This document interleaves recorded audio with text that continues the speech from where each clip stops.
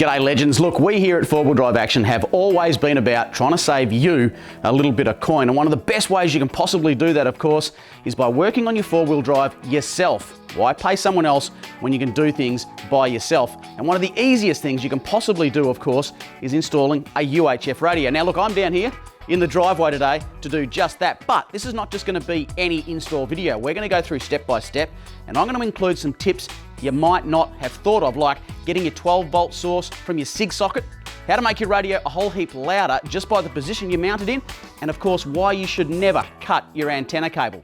But before all that, I want to explain to you why I've chosen the Uniden UH9080, and to do that, I need you to follow me. Come with me, I want to show you something. How to choose a UHF.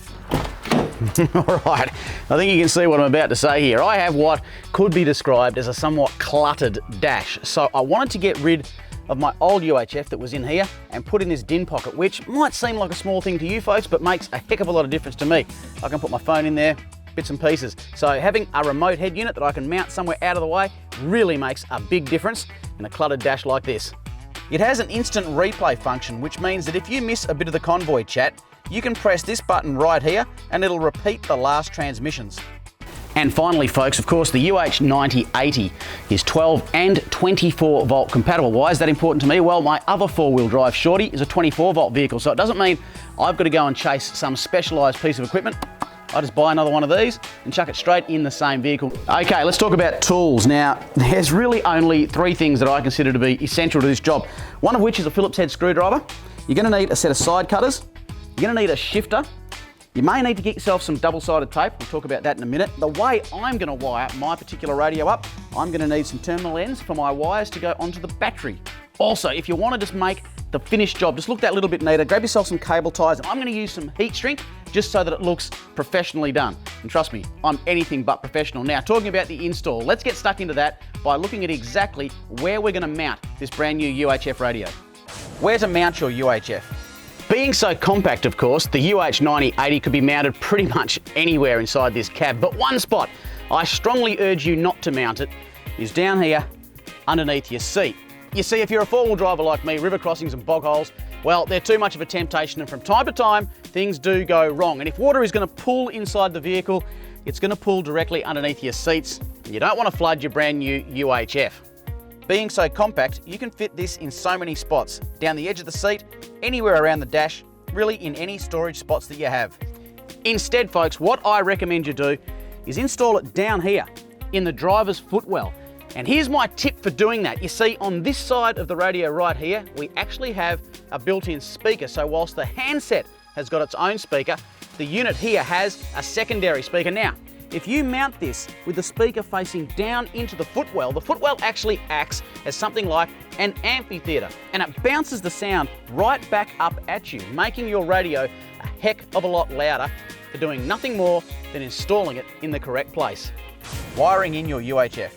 Okay folks, we are down to the nitty gritty here. We're talking wiring up your new radio. Now look, the 9080 from Uniden comes pre-fused, so you don't need to worry about any of that. All you've got to do is decide one of 3 methods of getting power through to your unit.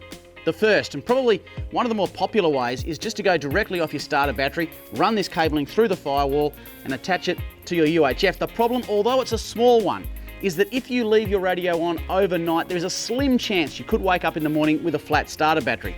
Nobody wants that. So let's take a look at option number 2, and this is the one that a lot of people will go for with a bit of a trick to it. Come with me.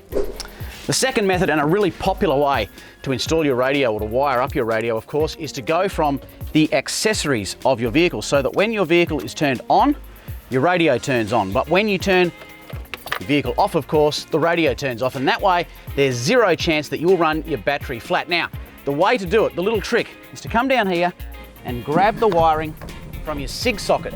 It's easy to get to and work on, and most SIG sockets are fairly heavily fused, meaning they can handle the extra load of a UHF.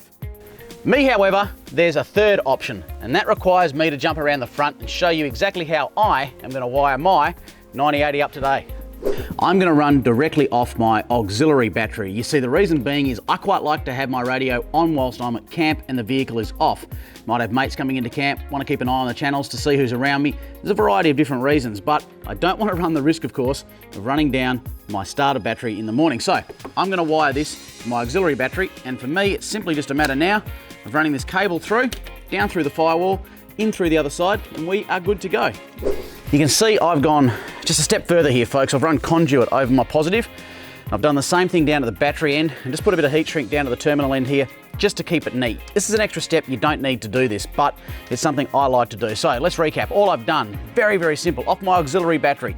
Positive to positive, negative to negative. It's already fused, didn't have to worry about that.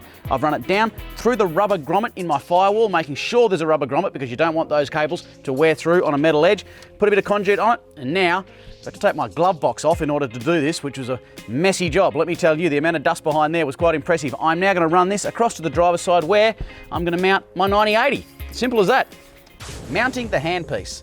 The folks at Uniden give you a mounting bracket that you can install onto the dash of your vehicle. Now, if you're going to use a drill and drill it into the dash of your vehicle, make sure you know exactly where you want to put it, because you don't want to be putting more holes in there than you really have to. Or get yourself some good quality double-sided tape, because the back of this is flush and it will fit nicely somewhere where you can use double-sided tape. For me, however, I've got a little clip that I clip on to the dash mat on the dash there, and it keeps it out of harm's way, and that's how I'm going to do it.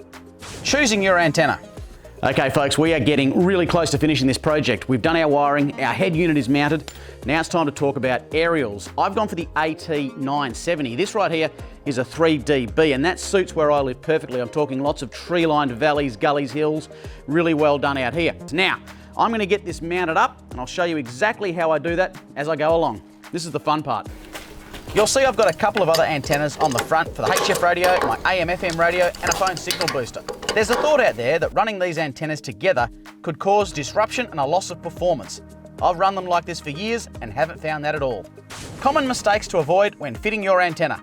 Number one tip for your antenna, never cut the cable shorter. This can drastically affect performance and range. It's much better to roll the excess cable and neatly tie that away without cutting it.